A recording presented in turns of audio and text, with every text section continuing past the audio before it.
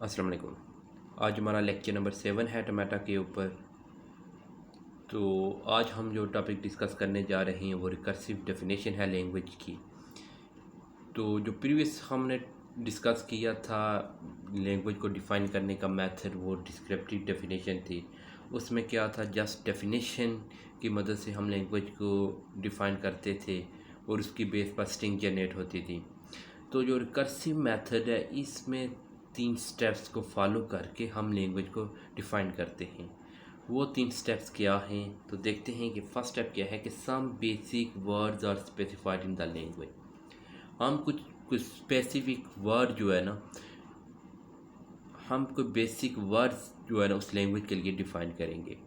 Second rule क्या है, rule for constructing more words are defined in the language.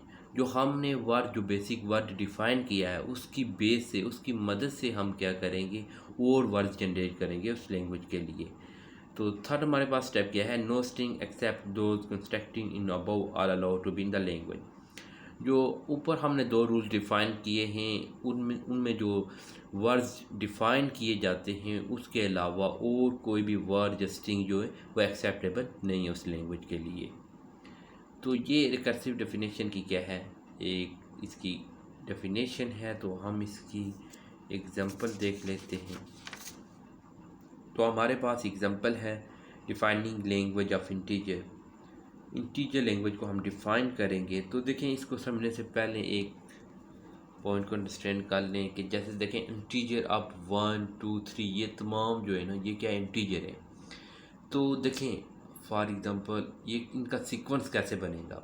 अगर मैं 1 लेता हूँ, 1 क्या इंटीजर, अब 2 क्या होगा, 1 प्लस 1 करूँगा तो क्या हो जाएगा, 2 हो जाएगा। इसी तरह 2 प्लस 1 करूँगा तो क्या हो जाएगा, 3 हो जाएगा। तो इसमें अगर मैं बात करूं कि अगर फर्स्ट स्टेप को फॉलो करें, कि फर्स्ट स्टेप में क्या था कि सम बेसिक वर्ड, तो बेसिक वर्ड इसमें क्या है कि 1 है। इंटीजर के लिए अगर हम देखें तो 1 है। 1 में 1 को मैं किसी भी जो इंटीजर से ऐड करूँगा देन न्यू जो है ना वो इंटीजर जनरेट होगा। तो हम ये ले लेते हैं कि हमारे पास जो है ना फर्स्ट स्टेप जो है ना उसमें क्या है कि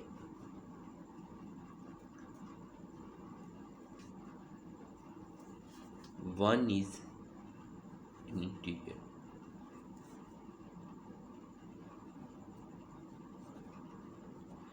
1 जो है वो इंटीजर है। स्टेप 2,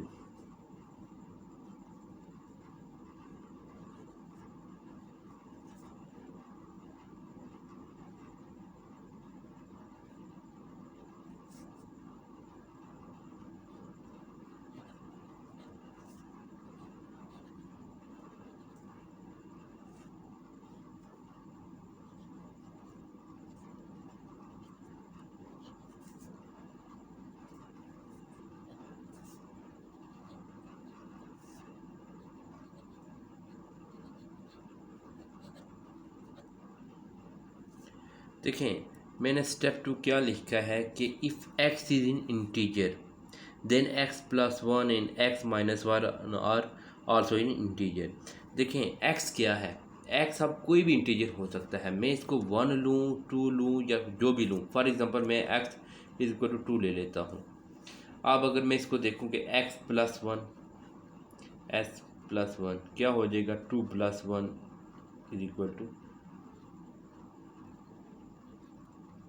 3। अब 3 क्या है, ये एक इंटीजर है। अगर इसी तरह मैं अगर इसको माइनस करूँ, x हमारे पास मैं अगर 1 ले लेता हूँ, 1 माइनस 1 क्या होता है, 0। तो 0 भी एक इंटीजर है। तो ये क्या था, इसका स्टेप 2 था। तो स्टेप 3 क्या है इसमें,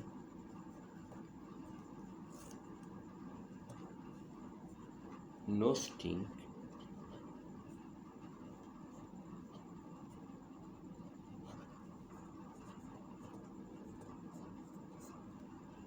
except those constructed।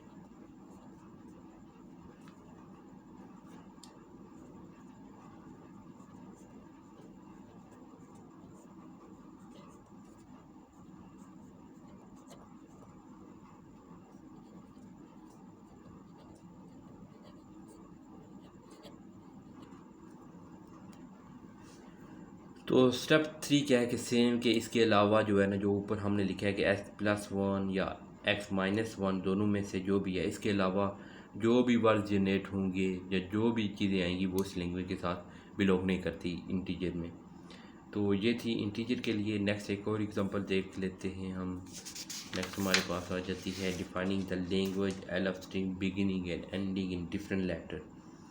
तो देखें, अगर बात करें कि beginning and ending in different letter की, कि इसमें हमारे पास अल्फ़ाबेट जो हमारे पास गिवन है वो ए एंड बी है। तो इट्स मीन कि अगर हम इसकी डिस्क्रिप्टिव की बात करें तो डिस्क्रिप्टिव डेफिनेशन में क्या था, जस्ट हमारे पास ये लिखा हुआ है। तो अगर मैं इसमें से अगर लिखूं तो मेरे पास जो स्ट्रिंग जनरेट होंगी वो कौन सी हो सकती हैं, जैसे डिफरेंट लेटर से हूँ तो इट्स मीन ए बी ये हो सकती है। ये तो मैंने थोड़ी लेंथ इसकी ज़्यादा कर दी है, तो शॉर्ट भी हो सकती है। ए बी देखें, इसका स्टार्ट और एंड डिफरेंट है। तो इसके बाद और बहुत सी ए बी हो सकती है, बी ए हो सकती है, बी ए हो सकती है, और बहुत सारी स्ट्रिंग हो सकती हैं। ये क्या है, ये डिस्क्रिप्टिव मेथड के तहत इसकी डेफिनेशन है। तो अगर मैं इसकी बात करूं रिकर्सिव में तो उसमें 3 स्टेप्स होंगे। वो 3 स्टेप्स क्या हैं? स्टेप 1, तो स्टेप 1 क्या है कि ए एंड बी और इन एन एल्स मीन के लैंग्वेज के जो ए एंड बी हैं वो दोनों जो है वो लैंग्वेज के साथ बिलोंग करते हैं। देखिए, हमारे पास अल्फ़ाबेट्स हैं, ये याद रखना है कि ये जो अल्फ़ाबेट्स होते हैं इन्हीं की बेस पर हमने लैंग्वेज को डिज़ाइन करना होता है, चाहे वो डिस्क्रिप्टिव मेथड हो, रिकर्सिव हो या रेगुलर एक्सप्रेशन हो, जो भी हो, एफएज हो, जो भी हम जो नेक्स्ट इंशाल्लाह पढ़ेंगे, वो बेसिकली जो हमारे पास अल्फ़ाबेट गिवन होते हैं उन्हीं की बेस पर हमने उनको डिफ़ाइन करना होता है।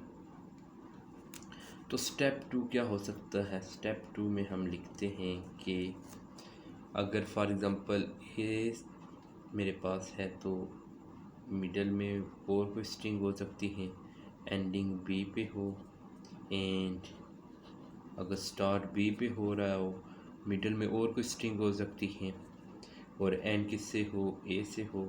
डिफरेंट लेटर है ना, स्टार्ट बी और एंड ए, तो are also in an L mean की language where S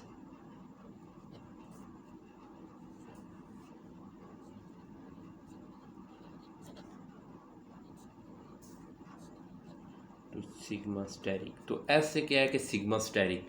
sigma statics में क्या है कि हम जो नेक्स्ट जो इंशाल्लाह वीडियो है उसमें डिटेल के साथ डिस्कस करेंगे। सिग्मा स्टैटिक में जो है ना वो तमाम स्ट्रिंग आ जाती हैं। अब ये सिग्मा जो है ए भी है, जस्ट इट्स मीन कि इसमें पावर इसकी 1 है। जब इसमें स्टैटिक है तो इसमें ऑल पॉसिबल स्ट्रिंग जो है ना वो इससे जनरेट होती हैं, ये आपने याद रखना है। तो स्टेप 3 सेम ही है कि इन जो है ना इन दोनों रूल्स के अलावा और कोई जो है ना कोई भी स्ट्रिंग जो जनरेट होती हैं वो इस लैंग्वेज के साथ मैच नहीं करती, तो वो सेम ही है। तो अब इसको अंडरस्टैंड कर लेते हैं। देखें, अब मेरे पास स्टार्ट ए से हो रहा है और एंड बी पे, तो दरमियान में कुछ भी हो सकता है। दरमियान में ए भी हो सकता है, ए भी हो सकता है, ए बी हो सकता है। इसकी अगर एग्जांपल दें तो एस, क्योंकि एस क्या है वो किसके साथ बिलोंग करता है? Sigma static. तो सिग्मा स्टैटिक में जो है ना ऑल पॉसिबल स्ट्रिंग जो हमारे पास अल्फ़ाबेट गिवन है इससे जनरेट होती हैं।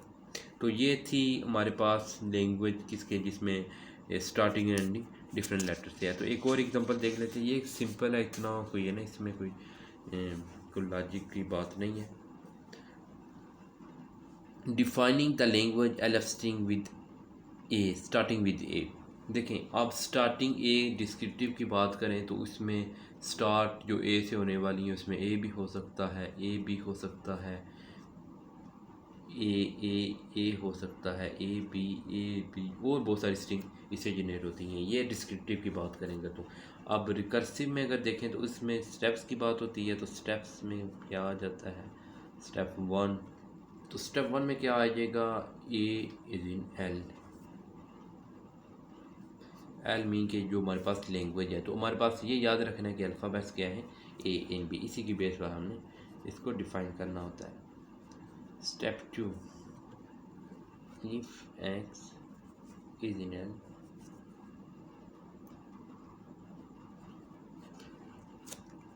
देखें if X is in L, X में अब क्या है कि एक्स अब कोई भी हो सकता है, वो हम ए डबल ए भी हो सकता है, ए भी हो सकता है। देन क्या है कि हमारे पास देन जो है ना, अब देखें एक्स जो है वो स्टार्टिंग होगा हमारे पास, मैंने क्योंकि हमारे पास जो रूल डिफाइन है वो स्टार्टिंग भी दे। देन हम ये लिखेंगे कि स्टार्ट पे एक्स हो, देन एस हो, और वेयर एस बिलोंग टू